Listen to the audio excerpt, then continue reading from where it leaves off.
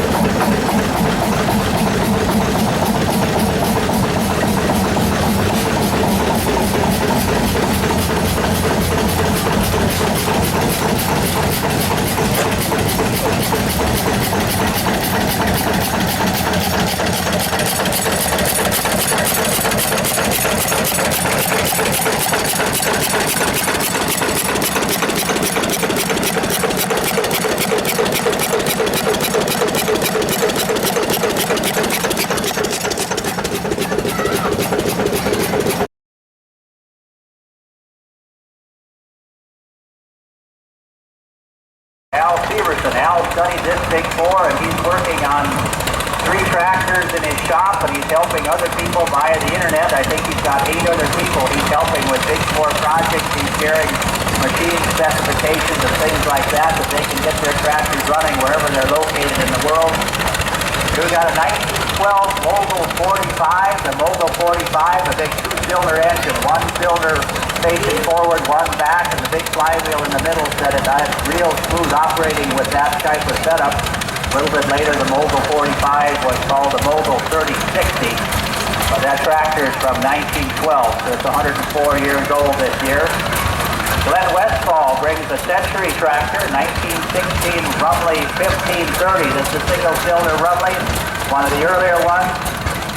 But the big box on the front of the Rumleys is full of oil plates, and the exhaust pulls air through that box. It goes in the bottom, it cools the oil. But the tractor runs a little bit hotter, so that's why it can burn kerosene or anything up to graded load. It runs just a little bit hotter. They built the Rumely oil pools from 1910 until 1930. And then Alice Chalmers bought Rumely, and they bought Rumely for the dealer network, not for the machinery. Here we've got the Cat 70 gas, and they only build about 266 of these units. Then they switched it over to the 75 diesel, and after the 75 diesel, it became the famous D8. The D8 Cat did a lot of pushing and pulling and burying antiques and old farmsteads and everything like that. So here we've got an Adam leading wheel grader that's been updated to truck tires. They did a lot of work with a grader like this, building the roads and then maintaining the roads later. So a man up on the back, I guess he went on strike today, nobody's there, but they had to operate all those wheels and everything like that to make it do. Here we got a 1530 that's a little bit more painted. Again, on the air box is the guarantee to burn successfully all grades of kerosene under all conditions at all loads up to its rated horsepower. That was the secret of the Rumely. All Rumely tractors had a carburetor designed by 2 gentlemen, Mr. Secor and Mr. Higgins, so they call it the Secor-Higgins carburetor. Caterpillar D2 farm diesel. Farm magazines in the late 40s and early 50s touted the D2 and the D4 as an excellent farm-side Caterpillar crawler tractor to go where wheel tractors won't. There we've got an Alice Chalmers M. It's the crawler version of the U. It's got that same Alice Chalmers engine in it. 318 cubic inch 4-cylinder. Previous to that, Alice Chalmers used engines from Continental, only in the U, not in the crawler. Dan Reese has a B from 1937. And if you ever wondered what a cultivator looked like on these tractors, here it is. And this one has the rare PTO-powered lift. He doesn't have it running, but you don't see too many of these with that lift. They've either got a mechanical lift or they've got a power tool, but there aren't too many of these PTO-driven lifts on the John Deere cultivators. They might have been infringing on a patent and they didn't continue. World War II, and then they were pretty much done. So kind of a smaller version, a tractor like that, it'd be good for belt power on a separator or a sawmill or anything like that.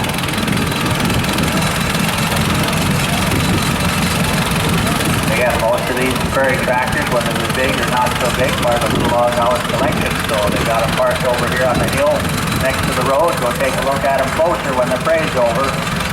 Tractor we don't see too much in the United States because it was built and I think sold mostly in Canada. Sawyer-Massey 2040. Sawyer-Massey's built in Hamilton, Ontario, Canada.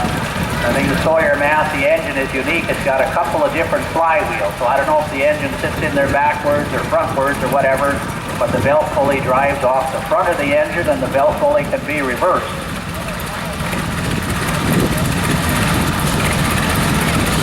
Larry Madsen has the John Deere Model 40 from 1953. Got a wide front, a 3-point hitch. Says so right here on the paper, tractor for sale, so talk to the man in the green shirt and make yourself a deal. Again, we're not a sale yard here at these shows, and so any sale is private treaty come through. And once again, Mr. Joe Kopp is engineering the big Hart-Parr 3060. It's a 2-cylinder tractor. It's got a little bit different beat. For many years, a 3060 similar to this sat on a plexiglass house on the Floyd County Courthouse lawn in Charles City, Iowa. But now that they've got a big history center down there, they've got a better place to put it than other Hart-Parr tractors that are unique. Thank you.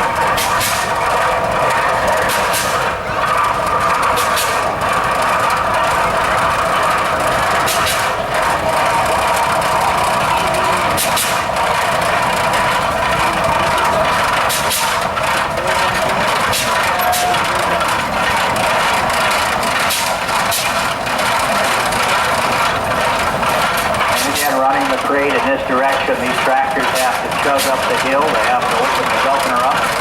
Much better to go up the hill than the three-wheel down the hill. Because as you look close at these tractors, did you notice any power brake systems? No, I thought so. So much easier to go up the hill than the three-wheel down the hill. Here we got a Fairbanks Morse from 1911, 1525. They got the big engine setting in the frame. That's about all they had to do. Fairbanks Morse, famous double flywheel engine. They set it in the frame and they had a gas tractor, 105 years old this year, depending on when it was built. Johnson tractor, looks like a steamer, but it's actually a gas tractor. It's a big boiler type looking thing. I believe it's the big water reservoir to cool the two cylinders that set up on the top. It's a double flywheel. There's a belt wheel on one side, a clutch on the other. The Johnsons were built over in Wisconsin, so we're kind of close to where they were made. So we might not than you would possibly out east or down south or anything like that, maybe even out west. Bernard Haynes built the Flower City. This is a 4070, 40 horsepower on the drawbar, 70 on the belt. This tractor was located in Nebraska and they were disassembling it and they were going to sell it for World War II scrap. Well, then the war was over and they said we don't need your scrap anymore, and so I don't know when the notification came, but it missed being scrapped by either a few weeks or a few months or whatever, but pretty good for rolling scrap metal here. So because it's a rare and unique tractor, and so Steve and the crew put it together, and it's been traded here for quite a number of years. And I believe they have a signboard that tells the story about it. They have a picture of it where it was sitting down in Nebraska. Kind of the engine and stuff was disassembled and the chassis was still together, but they got it all put back together, and that's, like I say, it rolls along in the trade pretty good. Here we've got the smaller version of the Altman Taylor. The 3060 is more famous. I believe this one is a 2040. It was Cornelius Altman and Henry Hobart Taylor were the two men. And so you see on the front tank there's a interpretation of a starved rooster, and that was on their separators. The separators did such a good job there wasn't any grain left over for the chickens to pick, so that's why the starved rooster.